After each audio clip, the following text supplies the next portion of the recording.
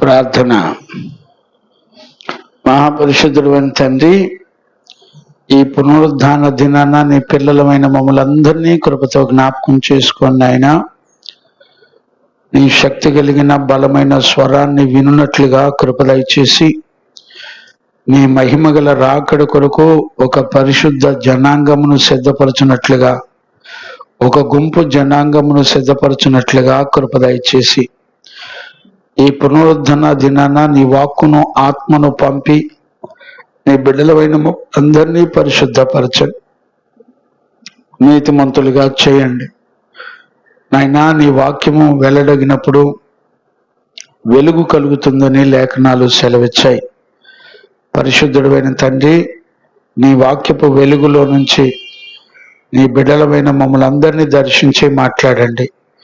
మీరు మాట్లాడుతున్నప్పుడు గ్రహించగలిగినటువంటి హృదయాన్ని, వినగలిగిన చెవులను, చూడగలిగిన నీ ప్రత్యక్షతలు చూడగలిగిన మనస్సును, చూడగలిగిన కన్నులను మీరు మాకు అనుగ్రహించి మహిమ గల నీ రాకడ కొరకు సిద్ధపడడానికి కృప చూపినందుకు స్తోత్రాలు నాయనా. ఈ పరిచర్య వలన కలిగిన మహిమ, ఘనత, ప్రభావములన్నీ మీరే పొందినందుకు కృతజ్ఞతాస్తుతులు చెల్లిస్తూ, పరిశుద్ధుడైన దేవా, నీ సన్నిధి మాతో కూడా ఉంచి మమ్మల్ని అందరినీ దర్శించి మాతో మాట్లాడినందుకు కృతజ్ఞతాస్తుతులు చెల్లిస్తూ యేసు నామంలో అడిగి పొంది ఉన్నాము తండ్రి, ఆమేన్. ప్రార్థన ఆలకించి అడిగినవన్నీ పొందుకునే భాగ్యమిచ్చి, విశ్వాసం ద్వారా పొందుకునే భాగ్యమిచ్చి నడిపించిన యేసయ్యకు స్తోత్రము చేయుదము. స్తోత్రం స్తోత్రం స్తోత్రం స్తోత్రం స్తోత్రం. తండ్రి, కుమార, పరిశుద్ధాత్మ దేవునికి స్తోత్రము చేయుదము. స్తోత్రం స్తోత్రం స్తోత్రం స్తోత్రం. ఆమేన్. మంచిది నాన్న, మనందరం కూడా మొదటి యోహాను పత్రికను ధ్యానం చేసుకుంటా ఉన్నాము. అంత్య దినాల్లో దేవునితో ఎవరైతే ఎక్కువగా గడుపుతారో వాళ్ళందరూ కూడా దేవుని విషయాల్లో చక్కటి స్థిర నిశ్చయతను కలిగిన వారే జీవిస్తారు అనేటువంటి సత్యాన్ని మనం ఎక్కువగా వాక్యం ధ్యానించటం వలన, దేవునితో సహవాసం చేయడం వలన కలుగుతుంది. ఈ రోజుల్లో దేవునితో సహవాసం చేసేవారు చాలా తక్కువగా ఉన్నారు కనుక వాళ్ళ ముగింపు ఎంత దారుణంగా ఉంటుందో మనందరం భవిష్యత్తులో చూడబోతా ఉన్నాం. ఈరోజు మొదటి యోహాను పత్రికలో మనందరం కూడా ధ్యానం చేసుకుంటా ఉన్నాము. 3వ అధ్యాయము 19 నుంచి 24 వచనాల వరకు మనం ధ్యానం చేసుకుందాం. ఇంచుమించుగా ఈ సెక్షను నెక్స్ట్ సెక్షన్కి 3వ అధ్యాయం ముగించబడుతుంది. నెక్స్ట్ మనం 4వ అధ్యాయంలోకి వెళ్తున్నాం. మొదటి తిమోతి పత్రిక, అలాగే మొదటి యోహాను పత్రిక 2 కూడా ప్రభు చక్కగా ముగించడానికి కృప చూపుతూ వచ్చాడు. అంటే దగ్గరకు వస్తున్నాము. మొదటి యోహాను 5 అధ్యాయాలు ఉన్నాయి, మొదటి తిమోతి 6 అధ్యాయాలు ఉన్నాయి. ఈ 2 పత్రికలు కూడా చాలా చాలా విలువైన పత్రికలు. నేనైతే మొదటి యోహాను పత్రిక ముగించగలిగితే దేవునికి మహిమ అన్నట్టుగా నేనైతే బ్రతుకుతున్నాను. ఇంచుమించుగా సంవత్సరం నుండి ఈ ఎవ్రీ సండే వారానికి ఒక సెక్షన్ చొప్పున ధ్యానం చేసుకుంటా వస్తున్నాము. వీలును బట్టి మనం ధ్యానం చేసుకుంటూ వస్తున్నాము. మంచిది. ఆ వాక్యాన్ని మనం చదువుకుందాం. మొదటి యోహాను పత్రిక 3వ అధ్యాయము 19 నుంచి 24 వచనాల వరకు ఒక్కసారి కొంచెం అర్థమైనట్టుగానే ఉంటుంది, కానీ చాలా విలువైనటువంటి విషయాలు ఇందులో ఉంటాయి. ఒక సెక్షన్లో అయ్యే పరిస్థితులు అయితే కనపడలేదు. నెక్స్ట్ సెక్షన్లో కూడా దీన్ని ధ్యానం చేసుకోవలసి వస్తుంది. మంచిది. ఏదేమైనా ఇది చాలా చాలా ప్రాముఖ్యమైనటువంటి, ఎంత ప్రాముఖ్యమైందంటే వినేటప్పుడు మనకు అర్థమవుతుంది ఇది ఎంత ప్రాముఖ్యమైన విషయం. ఈరోజు దేవుని విషయాలు మనకి గ్రహింపు కావటం అనేది దేవుడు మన మీద దయ చూపించాడు అని అర్థం.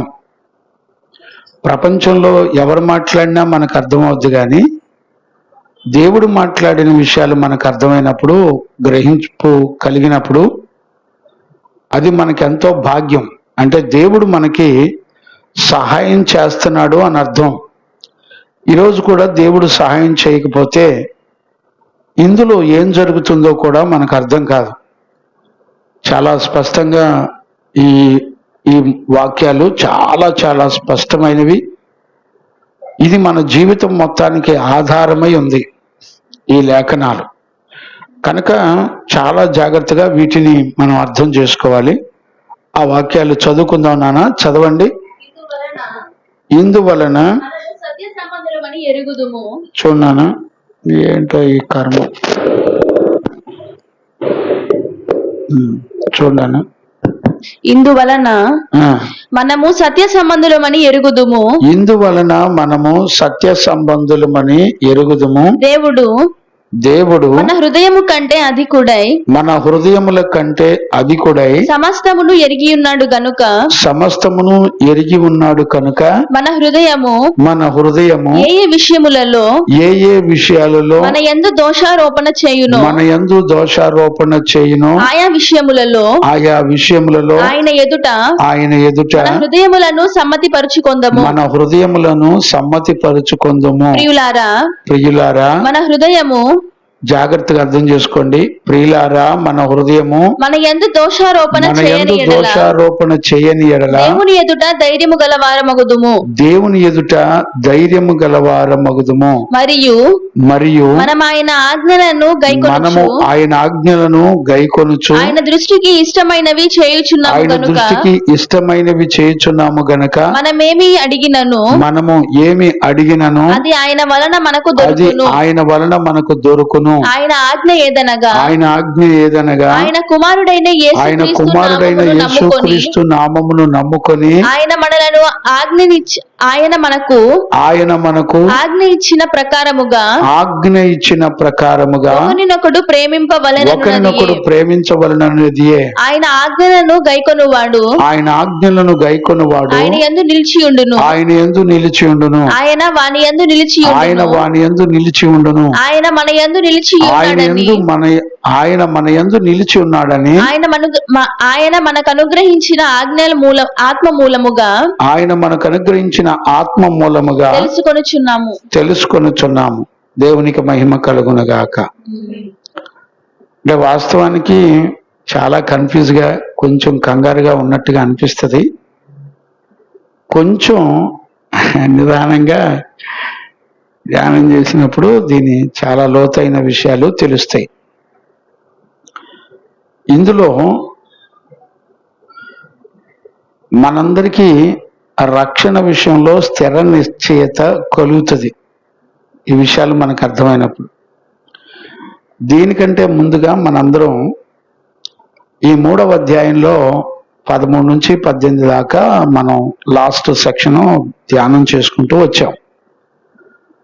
ఇందులో మనకేమర్థమైందంటే దేవుని మందిరంలో ఉన్నటువంటి సహోదరుల విషయంలో మనం ప్రేమ కలిగి ఉండాలని దేవుని ఆత్మ మాట్లాడుతూ వచ్చింది.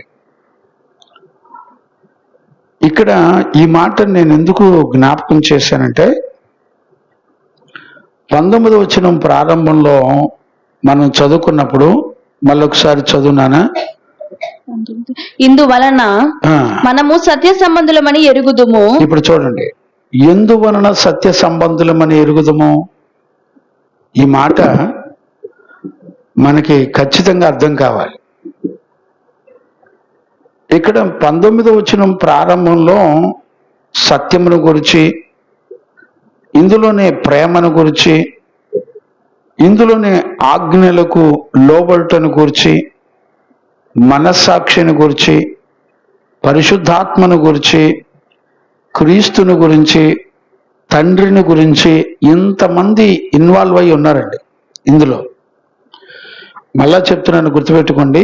సత్యమును గురించి, ప్రేమను గురించి, ఆజ్ఞను గురించి, మనస్సాక్షిని గురించి, పరిశుద్ధాత్మను గురించి, క్రీస్తుని గురించి, తండ్రిని గురించి, కుమారుని గురించి మనం ఈ వచనాల్లో చూడొచ్చు. అంటే పౌలు ఇంటెన్షన్, అక్కడ మూలమైనటువంటి విషయాలు ఏంటి, ఎందుకు ఇన్ని విషయాలు తీసుకొచ్చి ఇక్కడ త్రిత్వమై ఉన్న దేవుణ్ణి కూడా ప్రత్యక్షపరచడాన్ని మనం చూడొచ్చు వచనాల్లో. మొదటలో నేను ధ్యానం చేస్తా ఉన్నప్పుడు నాకు ఈ 19వ వచనం మొదటి వచనం కనుక కనెక్ట్ అవ్వకపోతే నేను కూడా కొంచెం కన్ఫ్యూజ్ అయ్యేవాడిని. అంటే చూస్తున్నప్పుడు కొంచెం కన్ఫ్యూజ్గా అనిపించింది. చూడండి, ఆ మాట మళ్ళీ ఒకసారి చదువునానా. 19వ వచనం ప్రారంభం చదువునానా. ఇందువలన మనము సత్య సంబంధులమని ఎరుగుదుము. ఇప్పుడు చెప్తున్న మాట ఏంటంటే, ఇందువలన అంటే ఇప్పుడు పైన మనం సంఘంలో సహోదరులను ప్రేమించుట వలన, ఇంకా 3 అధ్యాయాల వరకు అంతకుముందు పైన ఉన్న వాటన్నిటి విషయాల కొరకు ఇందువలన అంటే వీటన్నిటిలో మనకి కన్ఫర్మేషన్ తీసుకొచ్చి ఇక్కడ 19వ వచనం నుంచి 24వ వచనంలో మనకి ఒక స్థిరమైన నిశ్చయత కలిగినటువంటి వారిగా, ఎందులో రక్షణలో స్థిర నిశ్చయతను ఇందులో చూపిస్తుంది. చాలా మందికి మరి ఎంతవరకు అర్థమవుతుందో నాకు తెలియదు, కానీ మనం రక్షించబడ్డాం కదా, రక్షించబడిన వ్యక్తికి స్థిర నిశ్చయత అనేది కలుగుతుంది అని చెప్తున్నాను. అంటే స్థిర నిశ్చయత కలగటం అంటే అర్థం ఏంటి? ఇప్పుడు చూడండి, భయం కానీ పిరుగుతనంతో కానీ మనం చనిపోయామనుకోండి, మనందరం ఎక్కడుంటామంటే నరకంలో ఉంటాం. అంటే స్థిర నిశ్చయిత కలిగి ఉండటం అంటే అర్థం ఏంటి అని అంటే, ఒక సంపూర్ణతకు, అంటే దావీదు అన్నట్టు గాఢాంధకారపు లోయలలో నేను సంచరించినను ఏ అపాయము నా దరిచారదు అన్నట్టుగా ఆయన దుడ్డు కర్రము దండము నన్ను ఆదుకున్నాను. అంటే దీన్ని స్థిర నిశ్చయిత అంటారు. మొదట గాఢాంధకారపు లోయలు వస్తాయి అంటే అర్థం ఏంటి? మీరు గ్రహించుకోండి, చనిపోయిన తర్వాత మనిషి శరీరము ఆత్మ డివైడ్ అయ్యేటప్పుడు ఒక గాఢాంధకారపు అనుభవాల్లో నుంచి మనం ప్రయాణం చేస్తూ సంపూర్ణ మహిమకు మనం వెళతాం. ఇది వేరైనప్పుడు కలిగే భయం ఉంటుంది చూసారా? చాలా మందికి అనారోగ్యాలు వచ్చినప్పుడు, శ్రమలు వచ్చినప్పుడు, బాధలు వచ్చినప్పుడు, చనిపోతామేమోనన్న భయం వచ్చినప్పుడు పక్కనున్న మనుషుల్ని పట్టుకుంటారు గట్టిగా. అంటే దీన్ని బట్టి మనకేమర్థమవుతుంది? ఏదో వాళ్ళకి తెలియని ఒక భయం, అంటే నేను విడిచిపెట్టి వెళ్ళిపోతున్నాను, నేను ఎక్కడికో వెళ్తున్నాను, నాకు తెలీదు అన్నట్లుగా ఒక భయంతో కూడినటువంటి జీవితం కనపడుతూ ఉంటుంది. మనం ఎన్నోసార్లు ఎంతో మంది జీవితాల్లో చూస్తాం. ఈరోజు అలాంటివన్నీ పోయి ఒక స్థిర నిశ్చయిత, రక్షించబడిన వ్యక్తిలో ఎలాంటి స్థిర నిశ్చయిత కలిగినటువంటి వారిగా ఉంటారు అనేది మనకిక్కడ ఈ 19వ వచనం నుంచి 24 వరకు చాలా స్పష్టంగా మనతో మాట్లాడుతుంది. ఇందులో ప్రాముఖ్యమైన 7 అనుభవాలు ఉన్నాయి, కానీ ఈరోజు ఒక్కటి నేర్చుకుంటే దేవునికి స్తోత్రమే. చాలా చాలా స్పష్టంగా ఉన్నాయండి ఇవన్నీ కూడా. దేవునికి మహిమ కలుగునగాక.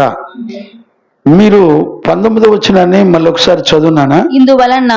ఇందువలన మనము సత్య సంబంధులమని ఎరుగుదుము. మనమందరం కూడా సత్య సంబంధులమని ఎరుగు. అంటే ఇక్కడ ఎరుగుదుము అనే మాటకు అర్థం ఏంటి అంటే, మనకి దేవునికి సంబంధం ఎలా కలిగి ఉన్నాం అనేది మనకు అర్థమవుతూ ఉంటుంది. అంటే నేను బ్రతుకున్నా, నేను చనిపోయినా దేవుడు నాతో ఉంటాడని, ఆయన నన్ను కాపాడుతాడని, ఆయన నన్ను రక్షించేవాడని వాళ్ళ హృదయంలో ఒక స్థిర నిశ్చయిత ఉంటుంది. గమనించారా? అంటే ఇక్కడ చాలా చాలా ప్రాముఖ్యంగా మనం గుర్తుపట్టాల్సింది శ్రేష్టమైనటువంటి విషయం. ముగింపులో మనం ప్రభుని కలుసుకునే ముందల మన జీవితంలో స్థిర నిశ్చయత అనేది మనకు దేవుడు అనుగ్రహించిన రక్షణ వలన కలుగుతుంది. మరలా గుర్తుపెట్టుకోండి, నువ్వు గుడికి వస్తున్నావు, ఇంటికి వెళ్తున్నావు కాదు. ఇక్కడ మన జీవితంలో ముగింపులోకి వచ్చేపాటికి రక్షణ అంటే దేవుని చేత, దేవుని యందు విశ్వాసం ఉంచి రక్షించబడిన మన జీవితంలో మన ముగింపులో కూడా ఒక చక్కటి స్థిరమైన నిశ్చయత కలిగినటువంటి వారిగా మనం జీవించగలుగుతాము అని చెప్తుంది. మనందరం కూడా సత్య సంబంధమైన విషయాలు ఇందువలన మనము సత్య సంబంధులమని ఎరుగుదుము. చూడండి, ఆల్రెడీ మనం ఎరుగుంటాం. నేను ఆల్రెడీ సత్యమును వెంబడిస్తున్నాను, నా దేవుడు నన్ను రక్షించి ఆయన నీతిగల తన రాజ్యానికి మనల్ని సిద్ధపరుస్తున్నాడు, నన్ను సిద్ధపరిచాడు అనేటువంటి స్థిర నిశ్చయత సత్య సంబంధమైన వాటిని బట్టి మనకు అర్థమవుతుంది. అంటే దీన్ని బట్టి మనకేమర్థమవుతుంది? బ్రతికుండగానే మనకి దేవునికి మధ్యలో ఉన్నటువంటి ఆ రక్షణ విషయంలో ఎక్కడ భయము దిగులు చింత లేకుండా స్థిర నిశ్చయత అనేది మనలో ఉంటుంది. ఇదే ఈ విషయాలు చాలా ప్రాముఖ్యమైనవిగా మనం చూడవచ్చు.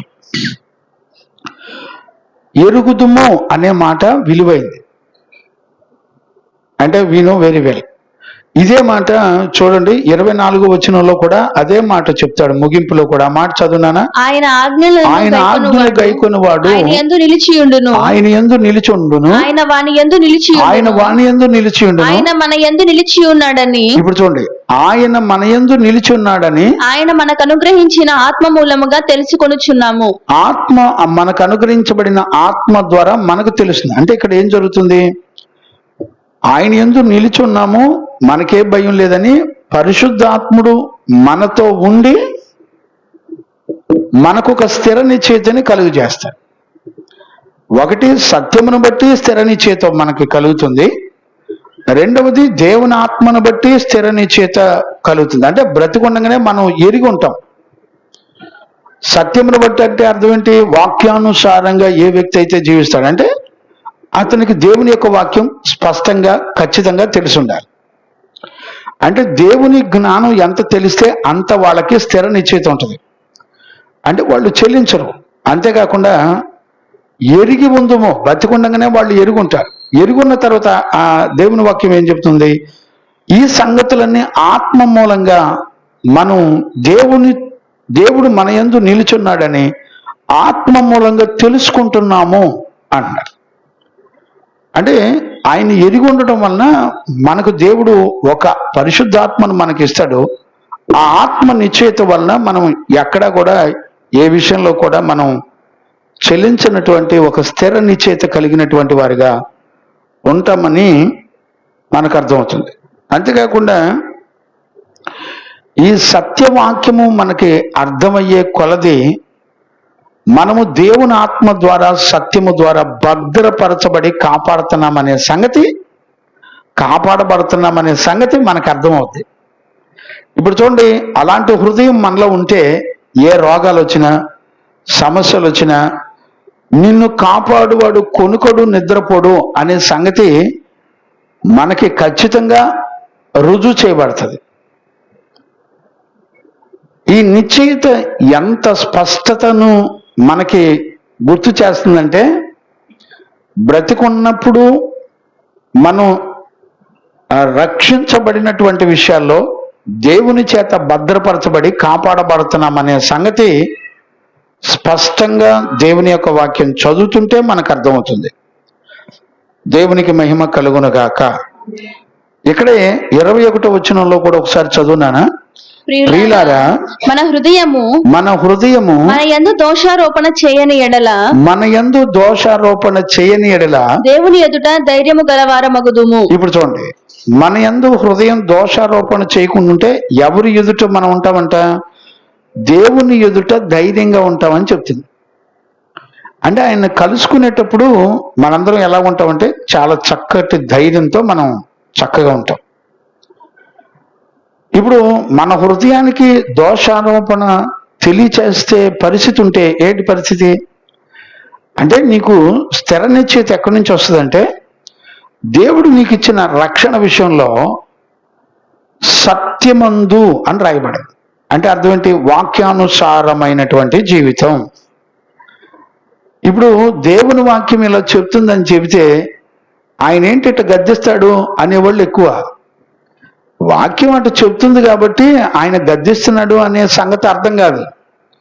మరీ ఎక్కువ గద్దించొద్దు. ఏమంటున్నారు రాయట్ గారు?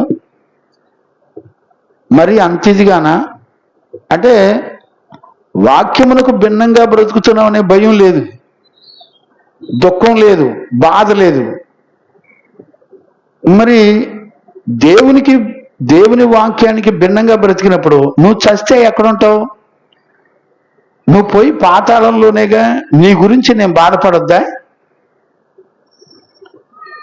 ఏమండి, వాక్యానికి భిన్నమైన పరిస్థితులు సంఘాల్లో, సేవకుల్లో, ప్రజల్లో జరుగుతున్నప్పుడు తోటి సేవకుడు గద్దించొద్దండి, సరి చేసుకోవద్దా? మీరు సహోదరులు ఒకరినొకరు సరి చేసుకోవద్దా? సత్యవాక్యం అర్థమైనప్పుడు సరి చేసుకోవడానికి ఏమైంది? మాయ రోగం కాకపోతే సరి చేసుకో. అంటే మరీ ఎక్కువ గద్దించొద్దు, కొద్ది గద్దించు. ఏంటి కొద్ది గద్దించేది? నువ్వు చస్తే కళ్ళు మూస్తే పాతాళంలో ఉంటావు. ఇప్పుడు ఈ స్థిర నిశ్చయిత, రక్షణకు దేవుడిచ్చినటువంటి స్థిర నిశ్చయిత దేన్ని బట్టి కలుగుతుందంటే, ఒకటి సత్యవాక్యమును బట్టి, రెండవది ఆయన ఎరిగున్న అనుభవంలో. నెంబర్ 1 సత్యవాక్యం. అంటే సత్యవాక్యము, వాక్యము అనొచ్చుగా, కాదు సత్యవాక్యము. అంటే వాక్యములో దేవుడు కోరుకున్న జీవితాన్ని మనందరం ఖచ్చితంగా చేయకపోతే మన ముగింపులో స్థిర నిశ్చయిత ఉండదు. మనం చనిపోయిన తర్వాత అక్షరాల వితిన్ సెకండ్లో వెళ్ళి పాతాళంలో కూర్చుంటాం. అందుకని దేవుని వాక్యం ఏం చెప్తుంది? నాయనా, నీకు స్థిర నిశ్చయిత కావాలంటే నువ్వు సత్యవాక్యమును బట్టి నీ హృదయం నీ మీద నేరారోపణ చేయకుండా వాక్యం ఏం చేస్తుందంటే, దేవునికి విరోధమైన వాటన్నిటిలో సరిచేసి నిన్ను కడిగి పవిత్రపరుస్తూ ఉంటుంది. మరలా జాగ్రత్తగా అర్థం చేసుకోండి. వాక్యము దేవుని దగ్గరకు నిన్ను సిద్ధపరిచి తీసుకెళ్తుంది. నిన్ను సిద్ధపరిచి కాపాడి తీసుకెళ్లే వాక్యాన్నే నువ్వు నమ్మకుండా దాన్ని పక్కన పెట్టి మనుషుల్ని సంతోషపెట్టడానికి, మనుషుల్ని సంతోషపెట్టే విషయంలో నిర్లక్ష్యం కలిగినటువంటి మనసు. చూసేవలే బాబు, ఇటు చూడు, అయ్యా చూసేవలే, ఇటు చూడు, వాక్యం వింటున్నావా? అడకపోతే నీ తోలు తీస్తానే వాళ్ళ, చెప్పకపోతే. కాన్సన్ట్రేషన్గా వింటం తెలియదు. పసిపిల్లలకు కూడా అర్థమయ్యేటట్టు నిదానంగా చెప్తున్నాను.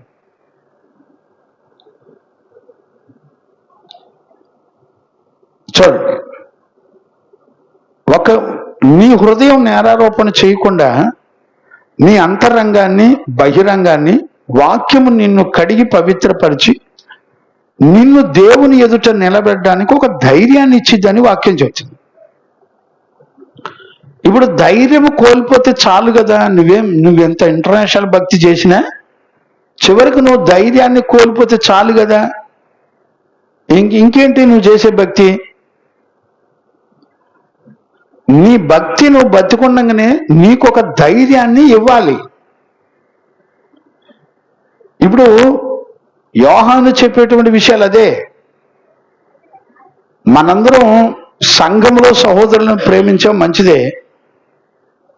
తర్వాత ఇందువలన మనము సత్య సంబంధులు అని ఎరుగుదాం. అంటే మనకే తెలిసిపోద్దంట, నేను సత్య సంబంధిని, నేను వాక్యమును అనుసరించి నేను నడవడానికి దేవుడు నాకు కృపనిచ్చాడు, ఆయన నన్ను భద్రపరిచి ఆయన నాతో ఎప్పటికీ తోడుండి నన్ను నడిపిస్తున్నాడు.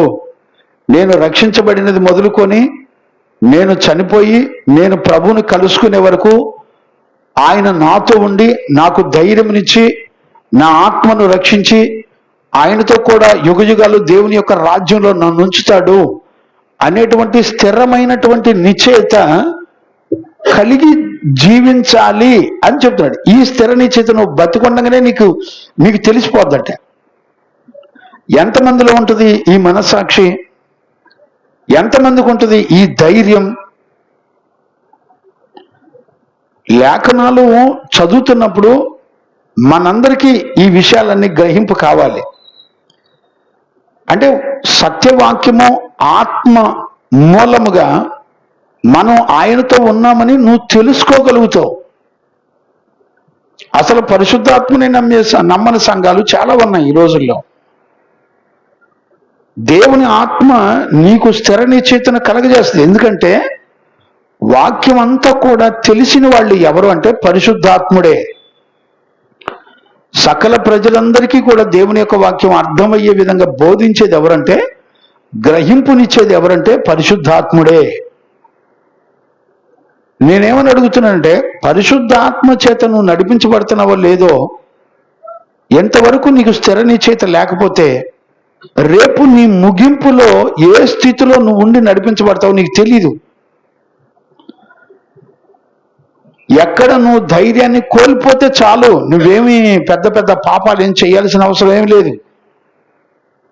ధైర్యాన్ని కోల్పోతే చాలు, నువ్వు వెంటనే ఎక్కడ ఉంటావో తెలిసినా పాతాళంలో ఉంటావు. అందుకని దేవుని యొక్క వాక్యం ఏం చెప్తుంది?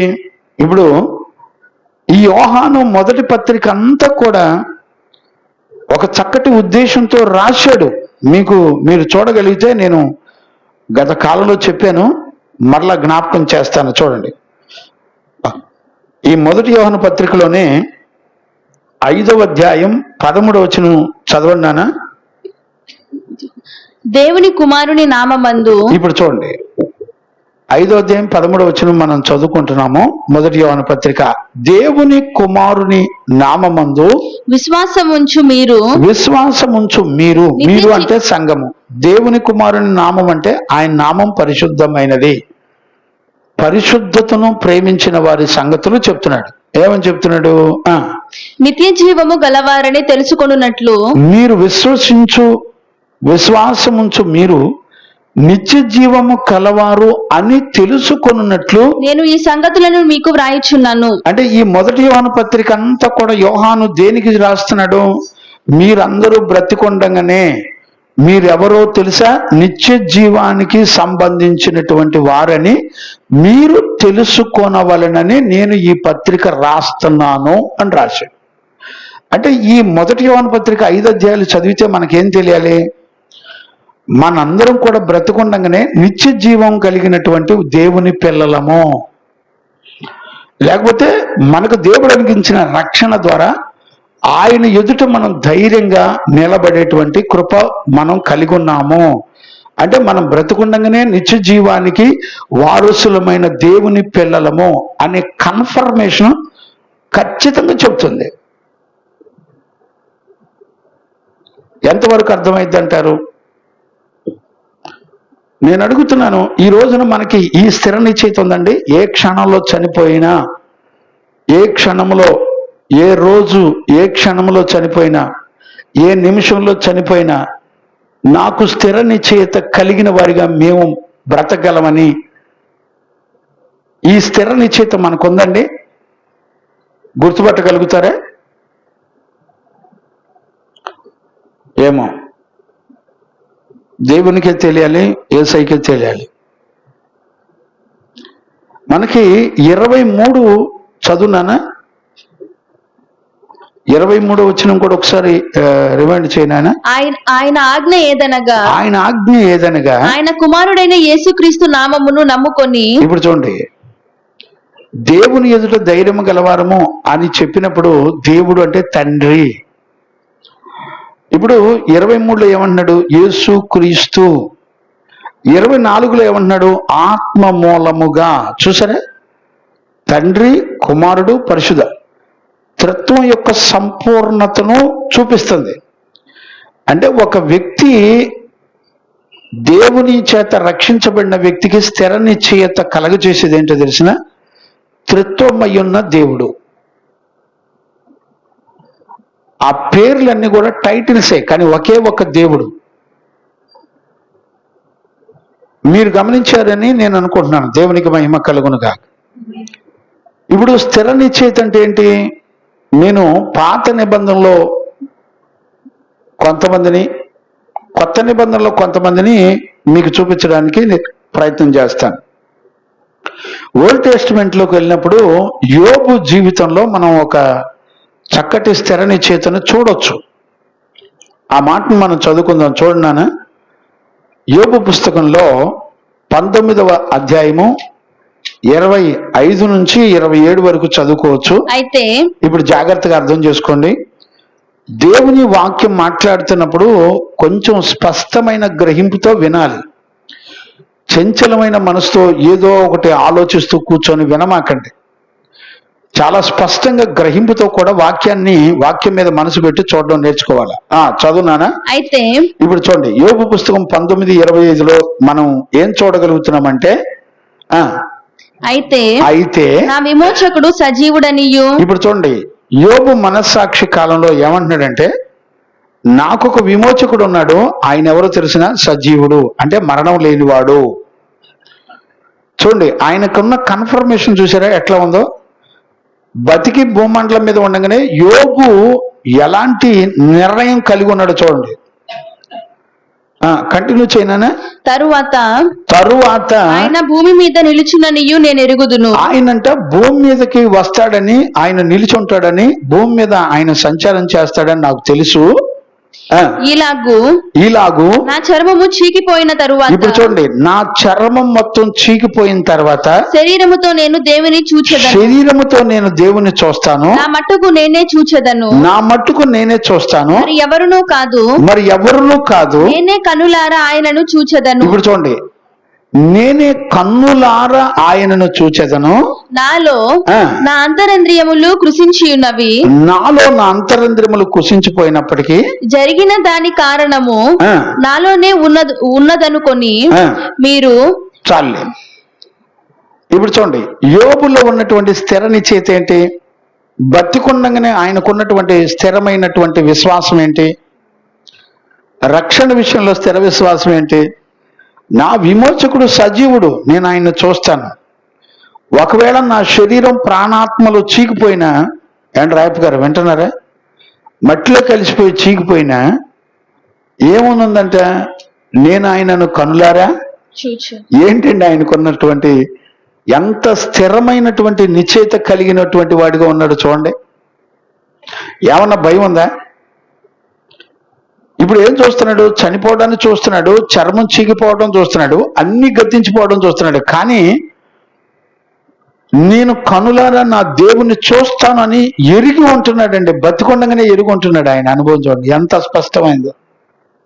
ఇప్పుడు నేనేమంటానంటే, మనందరం మరణానికి వెళ్ళేటప్పుడు ఏ క్షణంలో మరణించినా నేను నా దేవుణ్ణి ఎరుగున్నాను, నా ఆత్మను రక్షించుటకు ఆయన శక్తిమంతుడు అనేటువంటి స్థిర నిశ్చయిత మనకు ఉంటుందండి. యోబుకు ఆ రోజుల్లో ధర్మశాస్త్రం లేదు, ప్రవక్తలు లేరు, వాక్యం చెప్పే పాస్టర్లు లేరు, ఎవరు లేరు. కానీ మనస్సాక్షిలోనే ఎలాంటి స్థిర నిశ్చయిత కలిగిన వాడై ఉన్నాడు మీరు యోచించారా? ఆయనంటే దేవుని ఎదుట యథార్థవంతుడుగాను, నమ్మకస్తుడుగాను, నీతిమంతుడుగాను బ్రతికాడంట. దానికి కారణం ఏంటో తెలిసిన? మరణానికి కారణమైన ప్రతి పాపం విషయంలో ప్రతిరోజు బళ్ళు నైవేద్యాలు దేవునికి చెల్లించి ప్రతిరోజు పరిశుద్ధపరుచుకుంటాడంటండి. మీరు చదివితే యోబు పుస్తకం 1:5లో ఆ మాటలు ఉంటాయి, మీరు చదువుకోండి. చదవండి ఒకసారి. వారి వారి విందు దినములు పూర్తి కాగా యోబు తన కుమారులు పాపము చేసి తమ హృదయములలో దేవుని దూషించుదురేమో అని వారిని పిలవనంపించి వారిని పవిత్రపరిచి అరుణోదయమున లేచి ఉదయ కాలములోనే లేచి వారిలో ఒక్కొక్కరి నిమిత్తమై దహన బలి నర్పించుచు వచ్చెను. యోబు నిత్యము అలాగున చేయుచుండెను. ప్రతిరోజు నిత్యము కడుక్కుంటున్నాడంటండి. అంటే దేవుని వాక్యపు వెలుగు సాతాను యొక్క జాడలన్నిటినీ బట్టబయలు చేస్తూ ఉంటది. దేవుని వాక్యం వెల్లడైనప్పుడు వెలుగు ప్రకాశిస్తుంది, చీకటి పారిపోతుంది. దైవజనుడు వాక్యపు వెలుగులోంచి మాట్లాడుతున్నప్పుడు ప్రజలకు ఏం కలగాలి? ప్రజలు ఇది వాక్యపు వెలుగులో మన బ్రతుకును చూసుకొని సరి చేసుకోవాలి. ఏంటి గద్దెత్తాడేంటి, మమ్మల్ని ప్రతిసారి అట్ట అంటాడేంటి, ఎట్ట అంటాడేంటి, మరి ఇంకెట్టానాలి, ఎట్టనాలంట. దేవుని ఎదుట ధైర్యంగా నిలబడకపోతే నువ్వు పోయి పాతాళంలో యుగయుగాలు కూర్చుంటావు.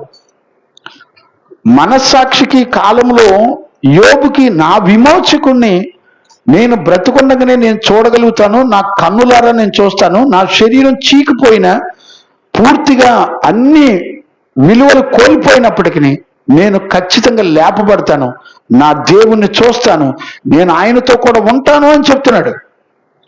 ఈ జీవితం ఎలా వచ్చింది అనంటే మనసులోనైనా పాపం చేస్తారేమోనని తను ఒక తండ్రి తల్లిగా తన పిల్లల గురించి తన కుటుంబం గురించి ప్రతిరోజు వేకుజామున లేచి, నేనేమంటానంటే మనలో ఎవరైనా వేకుజామున లేచి బైబిల్ చదువుకొని వాక్యపు వెలుగులో మన బతుకులు చూసుకొని ప్రభు సన్నిధిలో ప్రార్థించి బతుకులాడుకునే వాళ్ళు ఉన్నారండి. ఈ రోజుల్లో సత్యవాక్యము యొక్క విలువ ఎంత ఉందో గ్రహింపు లేకుండా సంఘము దేవుని పిల్లలు కాలం సమయాన్ని వృధా చేసుకుంటూ బ్రతుకుతున్నారండి. వాళ్ళ మనస్సాక్షి చచ్చిపోయి వాళ్ళ మనస్సాక్షి వాళ్ళని చక్కగా మోసం చేస్తున్నా కూడా ఏమీ ఎరగనట్టుగానే వాళ్ళు ఎలా ఉంటున్నారంటే ఇంక నేనేం చెప్పను. మాకేంటంటే మేము గుడికి వెళ్తున్నాం, కానుకలు ఎత్తున్నాం, ప్రార్థన చేస్తున్నాం, దేవుడు మమ్మల్ని పరలోకం తీసుకెళ్తున్నాడు అంటున్నారు. ఏదైనా చిన్న రోగం వస్తే గడగలాడుతావు, ఏదైనా చిన్న సమస్య వస్తే గడగలాడుతావు. పిరికితన ఆత్మ పనిచేస్తూ ఉంటుంది. ఎప్పుడు చూడు ఏ సమస్య వచ్చినా భయపడిపోతూ ఉంటావు. నువ్వు పిరికోడు అయితే ఖచ్చితంగా నరకంలో ఉంటావు. నీకు తండ్రి కుమార పరిశుద్ధాత్మ దేవుడు నీకు ఒక స్థిర నిశ్చయితను నీకు ఇవ్వాలి. యోబుకి ఇచ్చాడు. యోబు బ్రతుకుండగానే దేవుడు సాక్ష్యం ఇస్తున్నాడు, ఇతడు యథార్థవంతుడు, సత్యవంతుడు, దేవుని యందు భయభక్తులు కలిగిన వాడు. యోబు అంటున్నాడు, నా శరీర రక్త మాంసాలన్నీ చీకిపోయినా బ్రతుకుండగా ఎంత నష్టం కలిగినా ఒక రోజు నేను నా దేవుణ్ణి చూస్తాను. అదేనండి స్థిరమైనటువంటి నిశ్చయిత అంటే అదే. ఈరోజు నువ్వు రక్షించబడ్డావు, ఈ స్థిర నిశ్చయిత ఉందండి. ఆలోచించే వాళ్ళు ఎవరు లేరు, ధైర్యం తెచ్చుకునే వాళ్ళు అంతకన్నా లేరు. ఇప్పుడు నేను చూడండి దావీదుని గురించి కూడా మీరు చూడండి.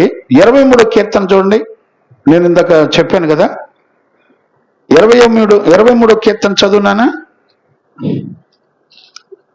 మొదటి నుంచి యెహోవా నా కాపరి. ఇప్పుడు చూడండి, యెహోవా నా కాపరి, నాకు లేమి కలుగదు, నాకేం లేమి కలగదు, మంచిక గల చోట్లను ఆయన నన్ను పరుండ చేయుచున్నాడు. ఇది స్థిర నిశ్చయిత కాదండి.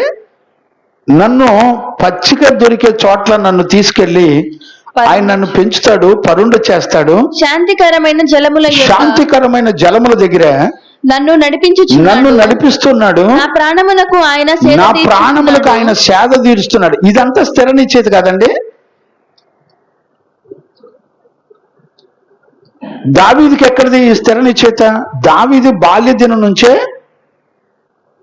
తన తల్లి దగ్గర చక్కగా నేర్చుకొని పెరిగాడండి. తన తల్లి బోధకురాలుగా ఉండి చక్కగా బిడ్డకి నేర్పుకుంది. ఈ రోజున తల్లిదండ్రులు పసిపిల్లలుగా ఉన్నప్పుడే దేవుని వాక్యాన్ని నేర్పుకునే హృదయం ఉందండి. యోబు మనస్సాక్షి కాలంలో పిల్లలు హృదయంలోనైనా పాపం చేస్తారేమోనని కడిగి పవిత్రపరచుకోవడానికి ఇష్టపడుతున్నారు. కడిగి పవిత్రపరచాలంటే నువ్వు దేన్ని నమ్మాలి? వాక్యాన్ని నమ్మాలి. అంటే నీ హృదయాన్ని అంతరంగాన్ని కడిగి పవిత్రపరచాలంటే ఖచ్చితంగా నువ్వు వాక్యం నమ్మాలి. ఆ వాక్యమే నిన్ను కడిగి పవిత్రపరిచి పరిశుద్ధపరిచి నీతివంతులుగా చేస్తాయి. ఇప్పుడు చూడండి, నీ పిల్లలకు మారు మనసు ఉన్నా లేకపోయినా నీ ఆస్తులన్నీ రాసిచ్చేస్తావు. నువ్వు దేని కొరకు ఖర్చు పెడతావో, దేని కొరకు నువ్వు బ్రతుకుతావు నీకే తెలీదు. దావీదు అంటాడు, కంటిన్యూ చేయమ్మా. 6వ వచనం చదువు, 23:6 కూడా చదువు. నేను బ్రతుకు దినములన్నీ ఇప్పుడు చూడండి, నేను బ్రతుకు దినములన్నీ. కృపాక్షేమములే నా వెంట వచ్చి. ఇప్పుడు చూసారా ఏమండి, ఇది స్థిర నిశ్చయిత కదా. నేను బ్రతుకు దినాలన్నిటిలో కూడా కృపాక్షేమములే నా వెంట వస్తాయి. చిరకాలము యెహోవా మందిరములో. చూడండి, నేను చిరకాలము ఫరెవర్, ఎప్పటికీ నేను యెహోవా మందిరములో నేను నివాసము చేసి నేను నివాసం చేస్తాను. చూడండి ఎంత ధైర్యమో చూడండి. ఈ రోజున నీకు చిన్న కరువు వచ్చినా, నీకు ఏదైనా అనారోగ్యం వచ్చినా, నీకు ఏదైనా సమస్య వచ్చినా బెంబేలు ఎత్తిపోతావు. అసలు నీకు దేవునికి సంబంధాలు ఉన్నాయండి? నీకు ఒక స్థిర నిశ్చయిత ఉందా? ఎంత చక్కటి పరిశుద్ధులు, పాత నిబంధన పరిశుద్ధులు కానీ కొత్త నిబంధన పరిశుద్ధులు, వాళ్ళు ఎంతో చక్కటి స్థిర నిశ్చయిత కలిగినటువంటి వారుగా, వాళ్ళ రక్షణ విషయంలో, దేవుని నమ్మినటువంటి విషయాల్లో వాళ్ళు ప్రతి విషయంలో ఎంతో ధైర్యంగా ఉన్నారు. దావీదు అంటాడు, 10,000 మంది శత్రువులు నా మీద పడినా ఆయన దుడ్డు కర్ర దండము నాకు తోడై ఉందని అంటాడు. ఇది స్థిర నిశ్చయిత కదా? ఇది నమ్మకం కదా? ధైర్యం కదా? ఈ రోజున మనకుందండి ఆ ధైర్యం? అలాంటి స్థిర నిశ్చయిత మనకుందా? దేవుని వాక్యం ఒక పక్క సూటిగా నీతో మాట్లాడి గద్దిస్తున్నా, మెలికలు తిరిగి వంకరలు తిరిగి నాకు కాదు అన్నట్టుగా, ఏంటి అట గద్దిస్తాడేంటి అనుకుంటే సరిపోద్దా? నీతో దేవుడు ఎందుకు, ఏ ఉద్దేశంతో మాట్లాడుతున్నాడు కనీసం గ్రహించగలుగుతామా? దేవుణ్ణి ఎదుర్కోవడానికి ఒక ధైర్యం కలిగిన వారిగా నడిపించబడ్డానికి త్రిత్వమై ఉన్న దేవుడు తండ్రి, కుమార, పరిశుద్ధాత్మను ఖచ్చితంగా నీకు సహాయం చేయాలి.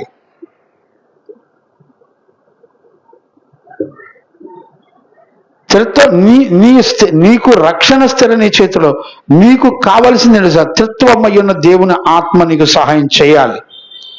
కొత్త నిబంధనలో కూడా చూడండి, అపోస్తలుడైన పౌలు ఏమని మాట్లాడతాడో చదవండి. మీకు రోమపత్రిక 8వ అధ్యాయం 1వ వచనం చదవండి. రోమపత్రిక. కాబట్టి ఇప్పుడు క్రీస్తు యేసునందున్న వారికి, ఇప్పుడు క్రీస్తు యేసునందున్నటువంటి వారికి ఏ శిక్షా విధియు లేదు. ఏమండి, ఎంత కన్ఫర్మేషన్ చెప్తున్నాడు చెప్పండి అపోస్తలుడైన పౌలు. మీలో ఎవరైనా సరే బ్రతికుండగా క్రీస్తు యేసునందు ఉన్నారా? మీకు ఎలాంటి శిక్ష లేదు, ఖచ్చితంగా దేవుని యొక్క వాక్యం చెబుతుంది. ఇంకా ఏమంటారండి, 8:35 కూడా చదువునా, రోమపత్రిక 8:35 కూడా చదవండి. ప్రేమ నుండి ఇప్పుడు చూడండి ఎంత స్థిర నిశ్చయిత కలిగి ఉంటారు. యేసు క్రీస్తు ప్రేమ నుండి మమ్మలను ఎడబాపు వాడెవడు? శ్రమలైనను, బాధైనను, హింసైనను, కరువైనను, వస్త్రహీనత అయినను, ఖడ్గమైనను మనలను ఎడబాపగలుగుతుందా? ఇందును గూర్చి వ్రాయబడినదేమనగా నిన్ను బట్టి. ఇప్పుడు చూడండి, మనం ఏదైనా ఎడబాసిదా? ఈ రోజున నీ ఇష్టాన్ని నెరవేర్చుకోవడానికి అక్షరాల దేవుని సన్నిధిని వదిలిపెట్టేసి తిరుగుతున్నావు. ఇంట్లో కూర్చొని నేను పరలోకి వెళ్ళిపోతానని భ్రమపడుతున్నావు. నీ అంత చెత్త మైండ్ కలిగినాడు ప్రపంచంలో ఎవడు ఉన్నాడు. నిన్ను ఒక దైవజనుడు చేతి కింద నువ్వు అప్పగించుకొని బ్రతకాలి. ఒక దైవజనుడు నిన్ను కాయాలి. నువ్వు వెలుపలికి వస్తున్నా, బయటికి వెళుతున్నా, నీ ముందల ఒక మాదిరి నడిపించే ఒక కాపరి నిన్ను నడిపించాలి. ఒక దైవజనుడికి అప్పగించుకున్నావంటే నీకున్న ధైర్యం ఏంటంటే, ఎవడు బైబిల్ తీసుకొని వాక్యం చెప్తే ఆడే పాస్టర్ అనుకుంటావు. నీ అంత దరిద్రులు ఇంకెవరైనా ఉంటారంటారా? మళ్ళీ ఒకళ్ళు కాదు, అరణ్యసేపురలాగా భార్య భర్తలు ఇద్దరు ఏకీభించి మాట్లాడుకుంటారు. నీకు నచ్చిన వాళ్ళ దగ్గరికి నువ్వు వెళ్ళు, నేను నచ్చిన వాళ్ళ దగ్గరికి నేను వెళ్తా. ఏక మనసు, ఏక హృదయం లేకుండా నువ్వు చేసే భక్తి దేవుని దగ్గర చెల్లిద్దా? సంఘము ఏక మనసు కలిగి ఉండాలని దేవుని యొక్క వాక్యం చెబుతుంది. ఎందుకు? అది మాదిరి. కుటుంబంలో అందరూ కూడా, ప్రతి చిన్నపిల్లలు, పెద్ద పిల్లలు, భార్య భర్తలు అందరూ ఏక హృదయం, ఏక మనసు కలిగి ఉండాలి. దేవుని వాక్యాన్ని విని వాక్య ప్రకారం నడిపించబడ్డానికి ఒక సేవకుడు ఎలాగుండాలో దేవుని వాక్యంలో తెలుసుకొని బైబిల్ చదివి అనుసరించే వాళ్ళు ఎవడూ లేడండి. బైబిల్ పెట్టుకొని ఎవడు వాక్యం చెప్తే, ఎవడు ఐస్ క్రీమ్ మాటలు చెప్తే వాళ్ళకు సల్లగా లోబడి వెళ్ళిపోవటమే. ఎవడు నమ్మినా నమ్మకపోయినా సత్యవాక్యము ప్రకటించబడుతుంది. సత్యవాక్యాన్ని నమ్మినోడు ధన్యుడు. నమ్మని వాళ్ళకి వాళ్ళ కర్మ. చూడండి, మొదటి పేతురు పత్రికలో కూడా ఎంత చక్కటి చూడండి, ఒక మాట నేను జ్ఞాపకం చేస్తాను. 1వ అధ్యాయము 3వ వచనం చదవండి నాన్న. మన ప్రభువకు యేసుక్రీస్తు తండ్రి అయిన దేవుడు స్తుతింపబడును గాక. ఇప్పుడు త్రిత్వములో నుంచి మాట్లాడే విషయాలు మనం ఒక మాటను చూపించి నేను ముందుకెళ్తాను. చదువునాన్న. మన ప్రభువకు యేసుక్రీస్తు తండ్రి అయిన దేవుడు, మన ప్రభువుకు యేసుక్రీస్తు తండ్రి అయిన దేవుడు స్తుతింపబడును గాక, స్తుతించబడును గాక. మృతులలో నుండి యేసుక్రీస్తు తిరిగి లేచుట వలన, యేసుక్రీస్తు తిరిగి లేచుట వలన జీవముతో కూడిన నిరీక్షణ, జీవముతో కూడినటువంటి నిరీక్షణ మనకు కలుగునట్లు అనగా అక్షయమైనదియు నిర్మలమైనదియు వాడబారనిదియు అయిన స్వాస్యము మనకు కలుగునట్లు ఆయన తన విశేషమైన కనికరము చొప్పున మనలను మరలా జన్మింపజేసెను. నూతన జన్మానుభవం. ఏమండి? దేవునికి మహిమ కలుగును గాక. చూడగలిగిన వాళ్ళు ఉన్నారండి లేఖనాల్ని?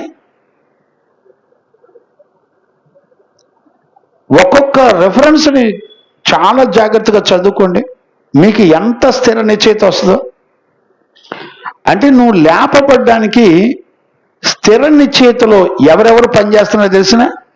తండ్రి, కుమార, పరిశుద్ధాత్మను పనిచేస్తున్నారు. ఇప్పుడు మీకు ఒక విషయాన్ని నేను చెప్తాను చూడండి.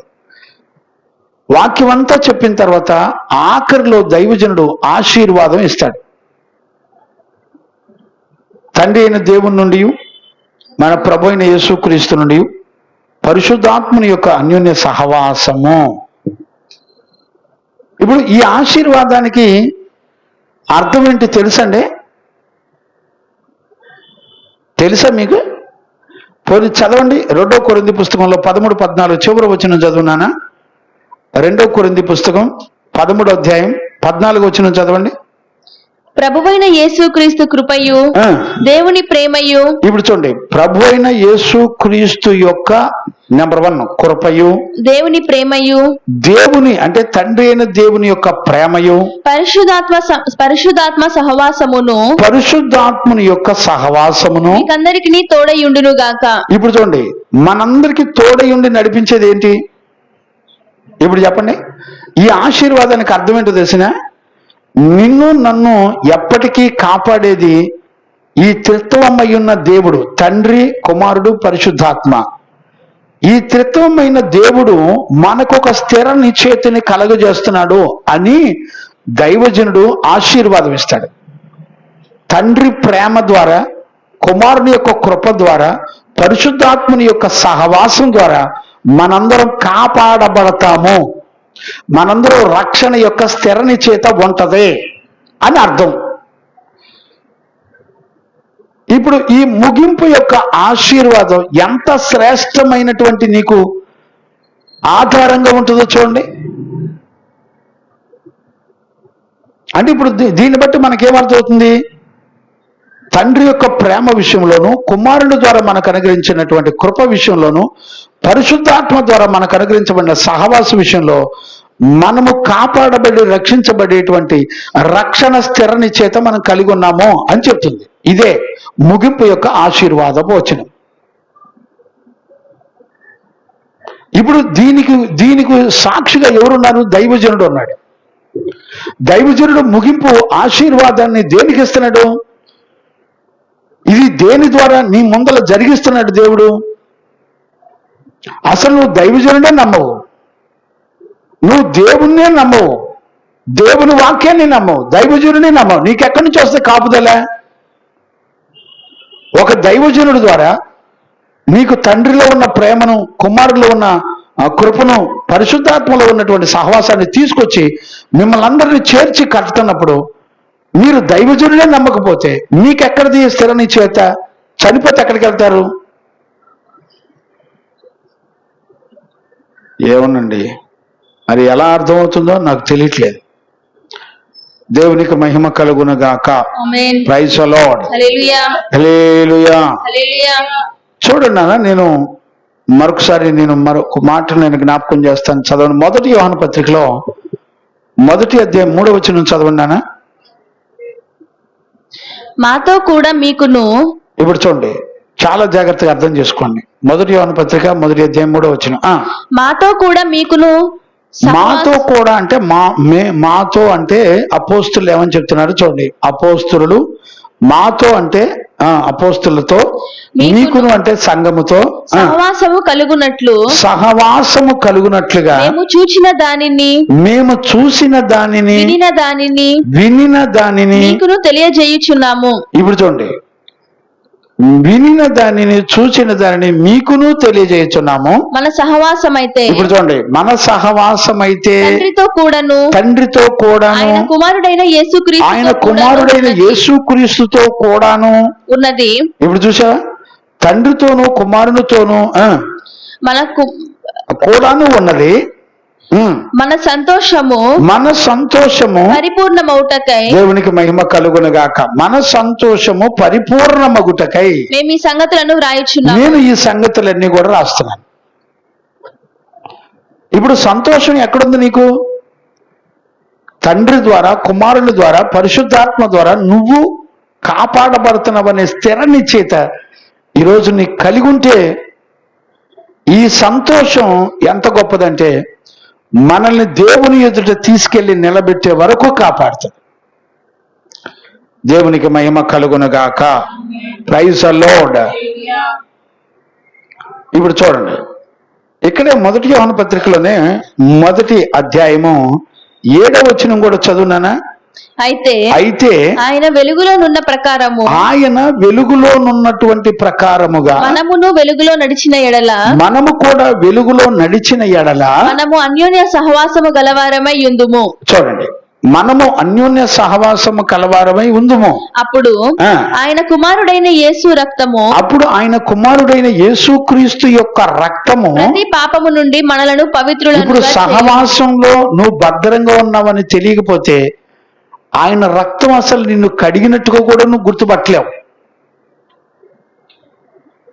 గమనించారండి, ఆయన వెలుగులోనున్న ప్రకారం మనం కూడా వెలుగులో నడిచిన ఎడల అన్యోన్య సహవాసం గలవారమైంది. అప్పుడు కుమారుని యొక్క రక్తము ప్రతి పాపం నుండి మనల్ని. ఇప్పుడు అన్యోన్య సహవాసం అంటే నీకు దేవునికి సహవాసం ఉన్నప్పుడు నీకు ఎప్పుడు తెలిసిందంటే వాక్యము చేత నువ్వు కడగబడి పవిత్రపరచబడినప్పుడు నీకు అర్థమైంది. అంటే ఏ వ్యక్తి అయితే వాక్యము ద్వారా కడగబడకుండా, వాక్యానికి తనకి సంబంధం లేకుండా బ్రతికి నన్ను దేవుడు పిలిచి పరలోకం తీసుకెళ్ళిపోతాడని గుడ్డిగా నమ్మి బ్రతుకుతాడో అలాంటి వాడికి చనిపోయే టయానికి స్థిర నిశ్చయిత ఉండదో.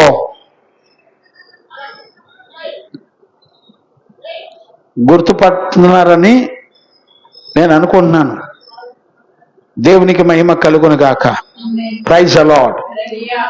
ఇప్పుడు సత్యవాక్యము నిన్ను కడగాలి, పరిశుద్ధాత్మ నిన్ను నడిపించాలి. ఈ 2 ప్రత్యక్షతలు నీకు ఏ స్థితిలో ఉన్నా, ఏ సమయంలోనైనా, ఏ గడిలో నువ్వు చనిపోయినా ఫర్ ఎవర్ ఎప్పటికీ కూడా నువ్వు బ్రతికుండంగా చనిపోయిన తర్వాత కూడా నీ ఆత్మ రక్షించబడ్డానికి స్థిర నిశ్చయిత కలిగినటువంటి వాడివిగా నువ్వు బ్రతికి నడిపించబడతా ఉంటావు. దేవునికి మహిమ కలుగునుగాక. Praise the Lord.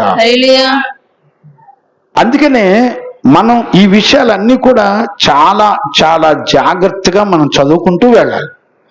ఇప్పుడు అక్కడే మనం ఒక మాట నేను జ్ఞాపకం చేస్తాను చూడండి. 1 యోహాను పత్రిక 3:20 చదువునానా. మనం 3వ అధ్యాయంలోకి వచ్చేసి ఇందువలన 20వ వచనంలోంచి మళ్ళీ ఒకసారి మనం చూసుకుంటూ వెళదాం. ఇందువలన మనందరం కూడా సత్య సంబంధులమని ఎరుగుదుము. అధికుడై సమస్తమును ఎరిగి ఉన్నాడు గనక. ఇప్పుడు చూడండి, మన హృదయము ఏ విషయములలో దోషారోపణ చేయునో, ఇప్పుడు ఆయా విషయములలో ఆయన ఎదుట మన హృదయములను సమ్మతిపరుచుకొందుము. ప్రియులారా, చేయని ఎడల ఇప్పుడు చూడండి, మనందరం దేవుని ఎదుట నిలబడే టయానికి వచ్చేప్పటికి ధైర్యం నీకు ఎక్కడి నుంచి వస్తుంది? నీ హృదయం బ్రతికొండగా నేరారోపణ చేయకుండా ప్రతి దినము సమయం దొరికినప్పుడల్లా దేవుని యొక్క వాక్యాన్ని చదువుకుంటూ నిన్ను నువ్వు దిద్దుకోగలిగితే, యోబు మనస్సాక్షి కాలంలో తన మనస్సాక్షి ద్వారా ఏ విషయాల్లో సరిచేసుకొని దిద్దుకుంటున్నాడో చూసుకుంటే, అతను దేవుని ఎదుట అతని శరీరం అంతా చీకిపోయినప్పటికీ కూడా అతనుకున్న ధైర్యం ఏంటంటే, నేను ఒక రోజు నా దేవుణ్ణి నేను చూస్తాను. ఎంత శ్రేష్టమైన నిరీక్షణ చెప్పండి ఈ రోజున మనకుందండి.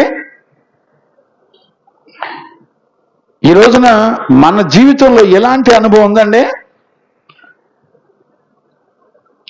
ఎలాంటి అనుభవం మన జీవితంలో లేకపోయినప్పటికీ కూడా మనలను మనం మోసం చేసుకుంటూ అండి ఆజ్ఞలను విడిచిపెట్టి, అందుకనే 23వ వచనంలో ఏమంటాడు?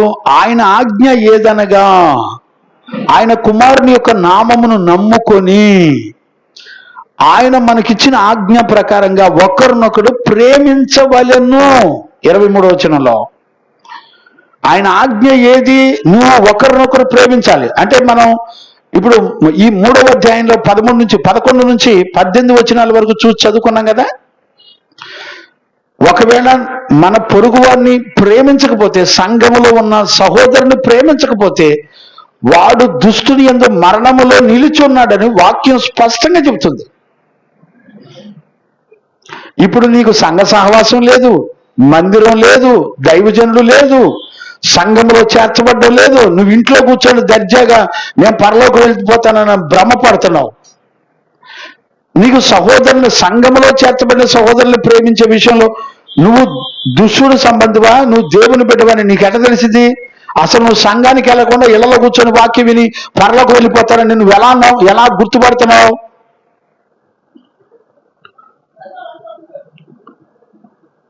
అందుకని వాక్యం ఏం చెప్తుంది? ఆజ్ఞను గైకొనాలి.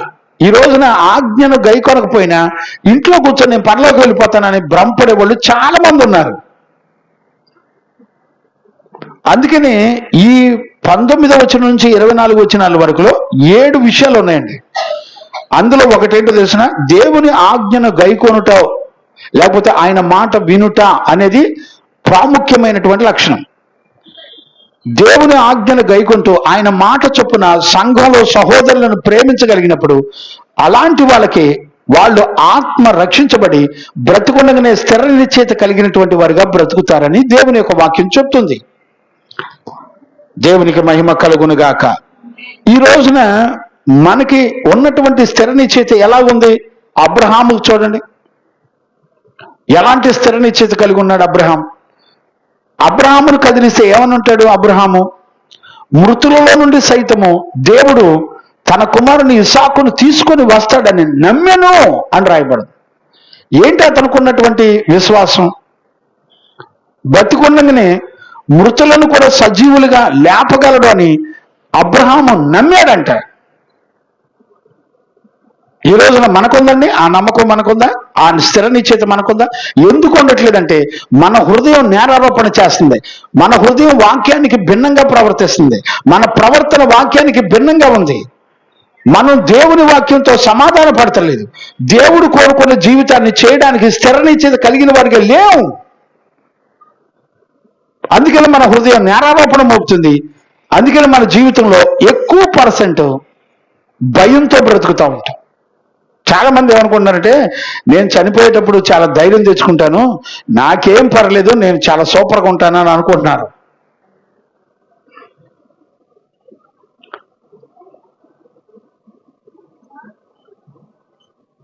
అర్థమవుతుందా నాన్న?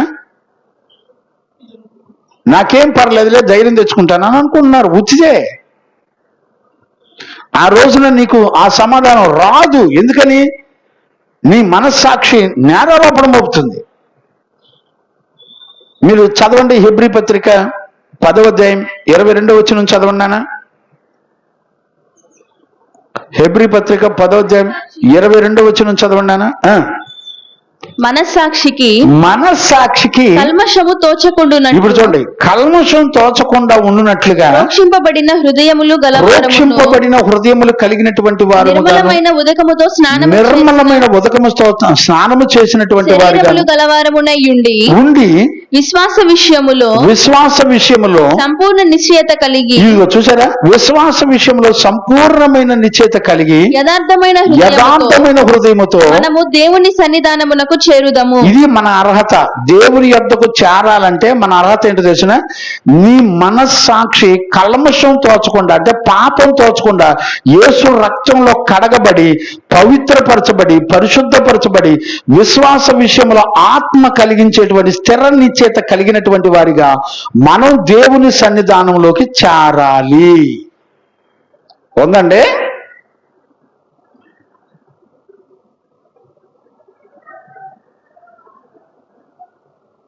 నిజంగా నేను చెప్తున్నానండి, మీరు యవ్వన బలం ఉండగానే నీ మైండ్ ఆలోచనలు చక్కగా పనిచేసేటప్పుడే, నీ హృదయం స్థిర నిశ్చయత కలిగి ఉండి మనం దేవుని యొద్దకు చేరేటప్పుడే నీ హృదయం, నీ మనస్సాక్షి పాపం తోచకుండా కడగబడ్డానికి నువ్వు దేవుని యొద్దకు రావాలి.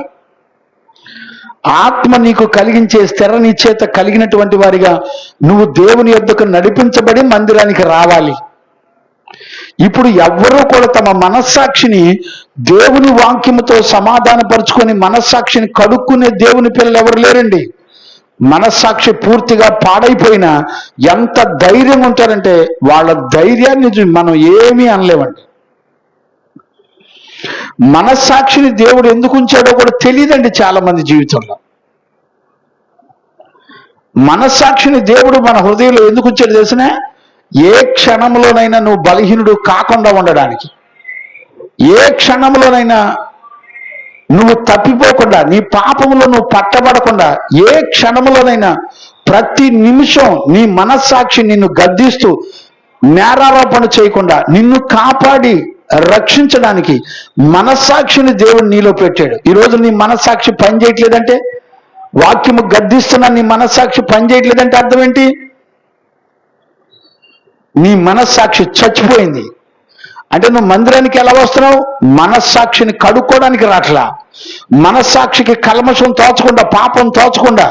పాపం అంటే ఏంటి? నువ్వు శరీరంలో చేసే వాటిని బట్టి పాపం కాదు, నువ్వు దేవుడు కోరుకున్న ఆజ్ఞ చొప్పున నడవకపోవటమే పాపం.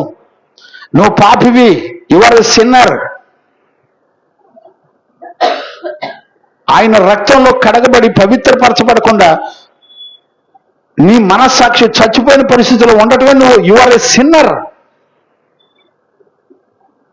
అందుకని ఈ 19 నుంచి 24 వరకు ఉన్నటువంటి విషయాల్లో మొట్టమొదటి అనుభవం అంటే దేవుని ఆజ్ఞను గైకొనాలి, లేదా ఆయన మాటను వినాలి అని అర్థం.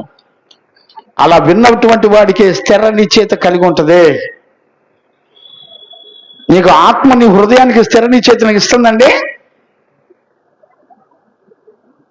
ఇంతవరకు నువ్వు దేన్ని చూసి భయపడకుండా ధైర్యం తెచ్చుకోగలిగిన హృదయం వచ్చిందా? నీకు ఇలాంటి హృదయం ఉన్నా లేకపోయినా నువ్వు ప్రతిదానికి భయపడుతున్నా, నేను గుడికి వెళ్ళొస్తాను, చచ్చిపోతే పరలోకి వెళ్ళిపోతానని భ్రమపడమాక. ఎంతకాలం మోసం చేసుకుంటావు? ఎంతకాలం నిన్ను నువ్వు మోసం చేసుకొని బ్రతుకుతావు? ఈ పునరుద్ధరణ దినాన్నైనా నేను ఆజ్ఞలను సత్యవాక్యము ప్రకారంగా నడిచినట్లయితే ఆత్మ నాకు స్థిర నిశ్చయత కలుగజేస్తుంది. బతికుండగానే నేను ఖచ్చితంగా నేను రక్షించబడి మహిమగల దేవుని రాజ్యానికి సిద్ధపడతాననే స్థిర నిశ్చయత కలిగి ఉంటే మనం ఎంతో ధన్యులు. అలాంటి కృప యేసయ్య మనందరికీ అనుగ్రహించి నడిపించును గాక. ఆమేన్. ప్రార్థన చేసుకుందాం.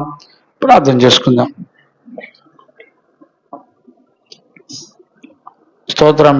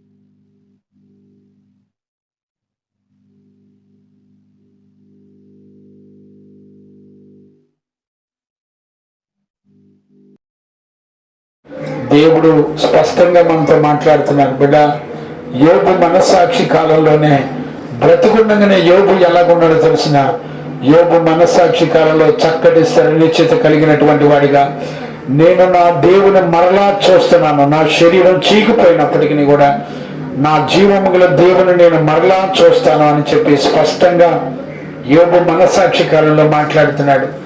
దావీదు మాట్లాడుతున్నాడు, అబ్రహాము మాట్లాడుతున్నాడు, అపోస్తలుడైన పౌలు మాట్లాడుతున్నాడు. యేసుక్రీస్తునందున్న వాడికి ఏ శిక్షా విధి లేదు అన్నాడు. దావీదైతే ఇదిగో 10,000 మంది శత్రువులు నా మీదకి వచ్చిన ఆయన దుడ్డు కర్రలు దండలు నన్ను ఆదుకుంటుంది అని చెప్తున్నాడు. ఇదిగో ఆయన పచ్చిక గల చోట్ల నన్ను మేపుతాడు, ఆయన నన్ను కాపాడే దేవుడు, ఆయన నాకేం కావాలో అది ఇచ్చే దేవుడని స్థిర నిశ్చయిత కలిగిన వాడిగా బ్రతికుండగానే చెప్పుకుంటున్నారండి వాళ్ళందరూ కూడా.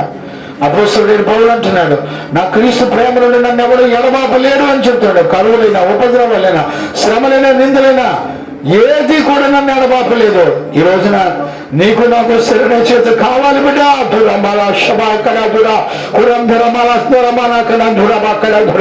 ఈ రోజున మనకు స్థిర నిశ్చయిత కావాలి. మనసారా ప్రార్థన చేసుకోగలిగితే ఏ క్షణాల చనిపోయినా మన హృదయాలకు స్థిర నిశ్చయిత కలిగినటువంటి వారిగా మనందరం కూడా దేవుని ఎదుట నిలబడగలగాల. హల్లెలూయ, హల్లెలూయ, హల్లెలూయ. పరిశుద్ధుడైన తండ్రి, నీకు స్తోత్రాలు నాయన. అయ్యా అయ్యా అయ్యా అయ్యా అయ్యా అయ్యా, నీ చిత్తమేదో కోరుకొని నీ నిబంధనను ఆధారముగా అనుసరించే షండులకు నీ చిత్తమేదో కోరుకొని నీ నిబంధనను ఆధారముగా అనుసరించే షండులకు దారి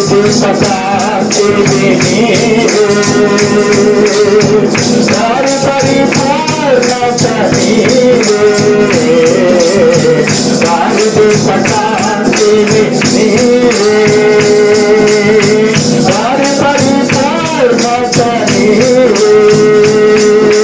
స్తుతులపై ఆశీనుడా యెహోవా, స్తుతులపై ఆశీనుడా. హల్లెలూయా, హల్లెలూయా, హల్లెలూయా, హల్లెలూయా, హల్లెలూయా, హల్లెలూయా. సర్వోన్నతుడే నా యెహోవా సియోనులో, సర్వోన్నతుడే నా యెహోవా సియోనులో అతిశయించుగా మానుకుని క్రీస్తు మనసును మన హృదయములో కలిగి ఉన్న దీనులకు